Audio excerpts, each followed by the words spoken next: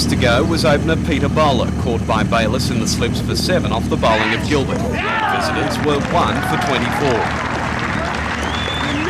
Gartrell was next in and made a confident start, including this 4 off the last ball before lunch from the bowling of Holland. The Tasmanians' run rate, though, was far from thrilling, and with the day's play already lost because of rain, a much-needed outright win for the Blues looks unlikely. Gartrell went to a brilliant catch by Holland off Bennett's bowling after the break. That brought Jellick and Hughes together, and they began confidently. Glenn Hughes is the brother of former Australian captain Kim Hughes, and with Neville Jellick, began lifting the run rate, including this 6 off the bowling of Bennett.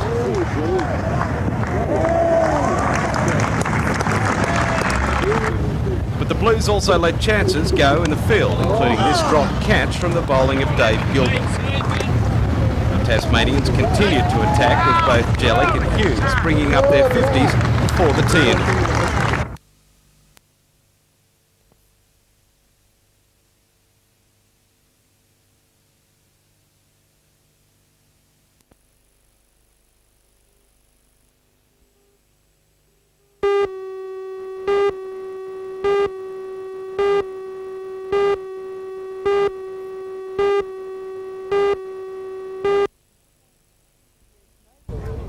There's no doubt about them. The American players certainly know how to put on a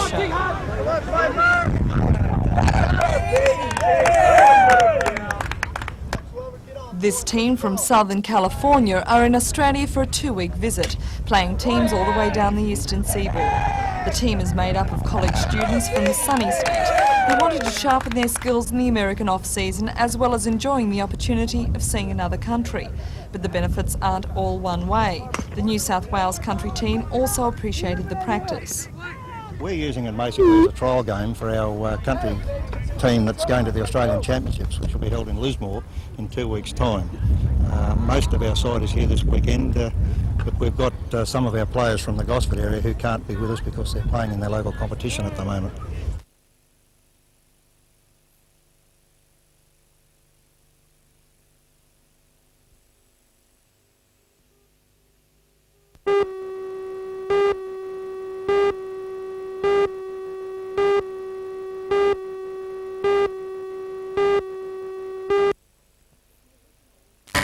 The original William IV was the first ocean-going steamship built in Australia. The vessel made her maiden voyage to Newcastle in 1832 and operated on the Hunter River for 3 years. The steamship traded along the coast of New South Wales for the next 30 years. Work on the ambitious project to build a replica of the steamship began 18 months ago. Today, the fitting of the figurehead marked the start of rigging operations. The Federal Minister for Transport, Peter Morris, was called upon to hammer the main holding bolt home. Mr Morris says the shipbuilding project is an important achievement for the region. In a few words, a symbol of local achievement, of local initiative, and of what we can do as people in the region when we put our minds to it. The figurehead was carved by local artist and carpenter, 22-year-old Matthew Harding. Matthew adapted sketches of William IV and, using the drawings as a guide, carved the figurehead from blocks of Australian red cedar. Matthew says his family has a long association with steamships. Yes, we do. My great-grandfather and great-great-grandfathers were both captains on steamship vessels. One was on the river trade here and one was on the coast trade. I guess that's followed through. My father now builds boats as a hobby, and we've always had a love for the ocean and ships and the like.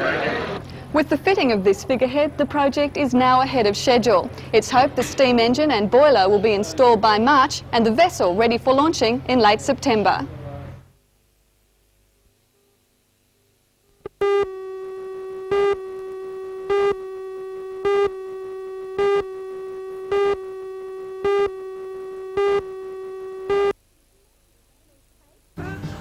Meet Kate and Matthew, babies who bear the 2 most popular names for the Hunter in 1986. They're just 2 of almost 7,000 children born in the region last year. Join Ray Deneen and Anna Manzoni for all the news tonight at 6.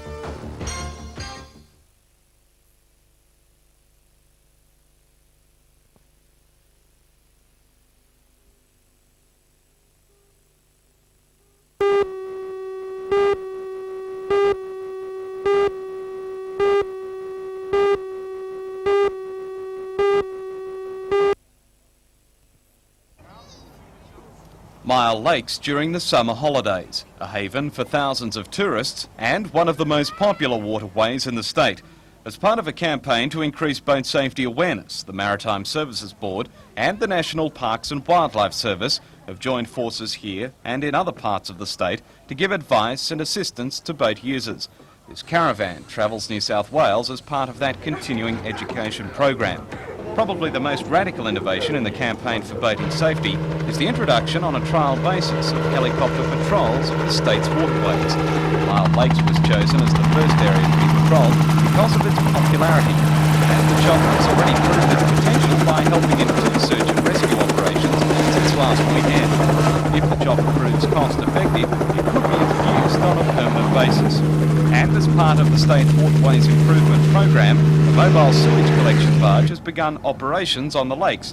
The barge has been introduced prior to a permanent pumping station being constructed.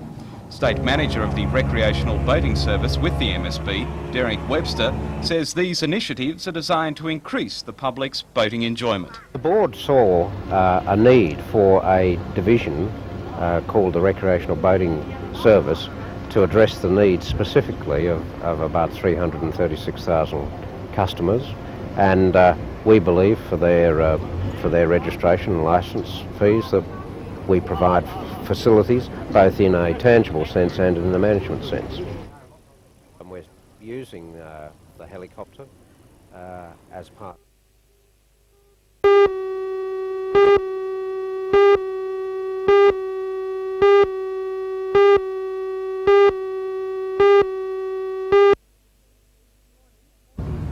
This morning, Waterworld work crews removed the top section of the obelisk and roped off the area as a danger zone. The obelisk is one of the oldest landmarks in Newcastle. It was erected in 1850 to replace a windmill which had served as a navigational aid. It had survived unscathed on the windy and exposed lookout until struck by lightning at 3:35 yesterday afternoon, the same time as the electric clocks at the waterboard stopped. Although the obelisk no longer serves as a navigational marker, the president of the Hunter District Waterboard, Alan McLaughlin, says there is no question of its restoration. No, none at all. It's a monument of some historical significance. It's been there for 135 years or more. We would regard ourselves as having an obligation to restore it. Restoration will be supervised by waterboard engineers. They're confident the obelisk will be restored by early February. Mainly looking at the type of material from which it's built, which is sandstock bricks and probably lime mortar, and then attaching new materials to it. How we actually prepare the bed, and then how we make sure that the new piece forms an integrated part of the whole obelisk. We may even have to put a steel pin in it.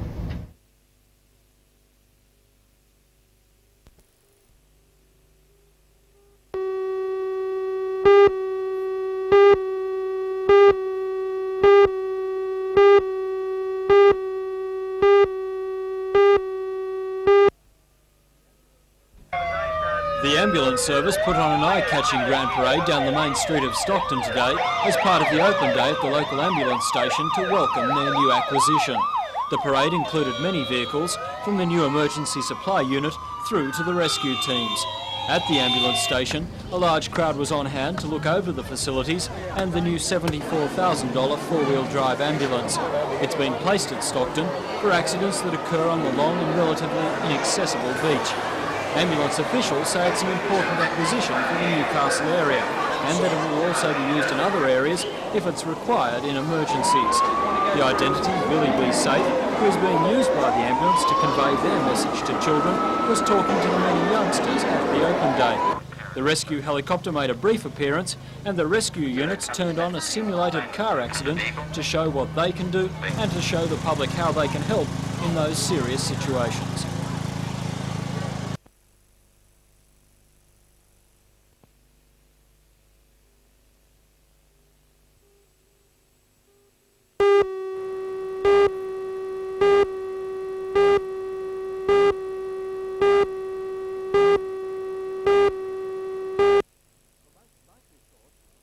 The most likely source is from the plant's runoff water, which is sprayed on the landscaping after being pumped from a holding dam on the site. This is water from the roofs of plant buildings and roadways, which is held for a short while to settle. The Water Board acknowledges the smelter site is not within the sandbed catchment zone, draining instead towards the Hunter River. But the board says it's important any future demands on the water table for Newcastle's domestic supply don't cause pressure which could collect any contamination from outside the catchment. But the Pollution Control Commission's Bruce Gibbs says this isn't a problem. From the information that's been presented to us to date, we've got no concerns that the water will flow back the other way, but we have taken on board the concerns that the Water Board have expressed to us when these results have been made available. And in fact, the most recent results which are available show that the levels are dropping again, and some of action has been taken at Tomago to try and reduce what was, we believe, causing the increase in the fluoride levels. And just what was that? According to a Tomago aluminium spokesman, monitoring has been stepped up. Ian Prigg is Personnel and Employee Relations Manager. Monitoring samples being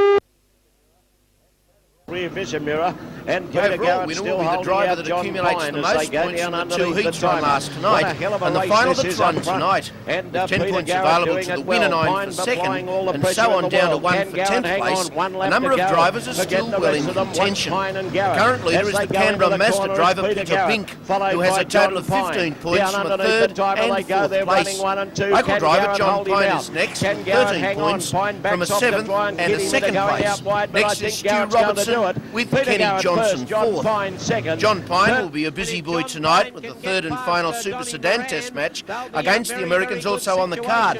John teams with Ralph Ranger, Johnny Smith and his brother Ron Pine to take on Rodney Combs, Ray Godsey, Donnie Moran and Danny Chamberlain. Ron Pine will do well after getting a chance to run when Mick Rail pulled out after wrecking his car in Canberra. Fiery Ray Godsey was involved in Rail's mishap, so he'll be worth watching tonight. Australia 3 Rail, USA 3 Moran. But I would like to call it.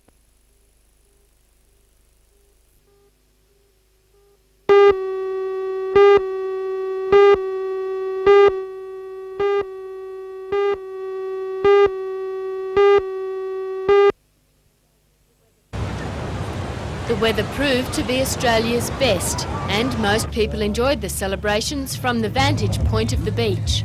But some more energetic souls swung into the patriotic spirit by joining in the Australia Day Fun Run, covering an 8-kilometre course around the suburb of Bar Beach. Greeting them at the end of the run in Enterprise Park was a variety of market stalls and entertainers. Here the displays ranged from a Chinese dragon to medieval jousters who kept a small but constant crowd enthralled. Across the road at Lloyd's restaurant, an Australia Day luncheon was in progress with special guest Colleen McCulloch. Ms McCulloch is the author of such modern Australian classics as The Thornbirds and Creed for the Third Millennium. She's also noted for being outspoken in her opinions and has this message for Australians on our 199th birthday celebration. I would hope Australians get more and more nationalistic, less and less obligated to other countries. I'm not really one for ties to England, I'm afraid. And I suppose the more national Australia becomes, the better I like it.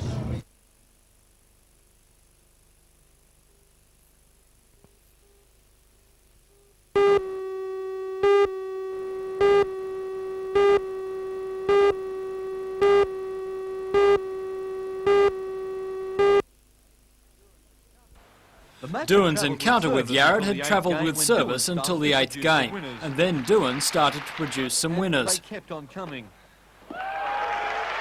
Things to come. As the play and calls went Doohan's way, the usually cool Swede lost his head. This was a test, Yarra's usual cool temperament. Huh? I cannot see your ball that close. But what do they do here? The argument's over, the tennis resumed, and Doohan took the first set 6-3, but he had to fight every inch of the way.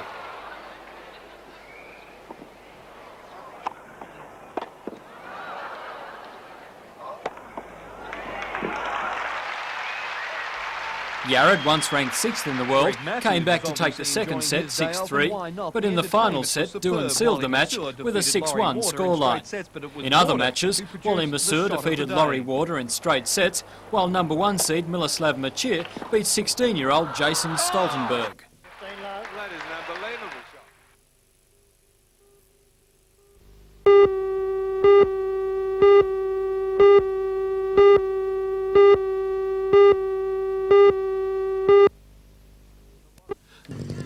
The Morisset Show is the start of the agricultural show season in the Hunter Valley. From Morisset it moves to Maitland, Cessnock and Newcastle and then winds up in Sydney for the biggest of the lot, the Royal Easter Show.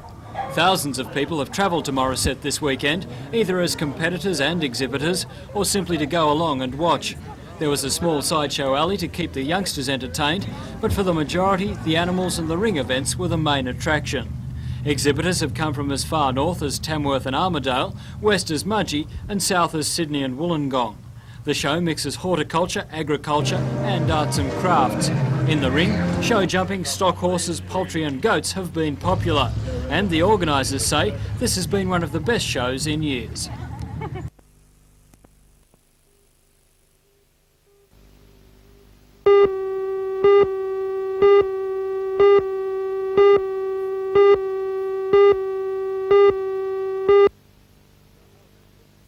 The Howzat Fitness Centre in Cooks Hill was the venue for today's auditions. More than 20 hopefuls were vying for a place in Newcastle's first professional dance group. It's being put together by local Tanya Perry, who has danced extensively here and overseas. She's looking for 6 dancers for appearances in nightclubs and at functions, as well as for promotional work. So far, the majority of prospective Twinkle Toes have been women, with very few men showing up or showing the right prerequisites. The group will specialise in modern dancing and be loosely based on other groups like the Solid Gold or Countdown Dancers. So far, a handful of people have been selected and the organisers say the group should be ready to perform within the next 6 months. Also today, and still on entertainment, the staff and friends of the Cardiff Workers Club are down to the final rehearsals for their telethon variety concert.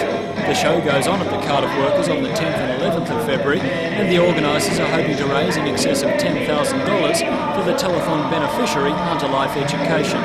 The show has taken many months to prepare and follows hot on the heels of a highly successful show at the club in November. At $6 a ticket, the organisers are hoping for 1,900 people over the 2 nights. Producer-director Neil Hughes says the singing, dancing and comedy show has something for everyone. They can expect great night of entertainment with fun and laughter, singing, dancing, and it's really something. And what sort of people do you expect it to appeal to? Well, most all types of people, young, old, and anyone the show would appeal to because it's got something for everybody.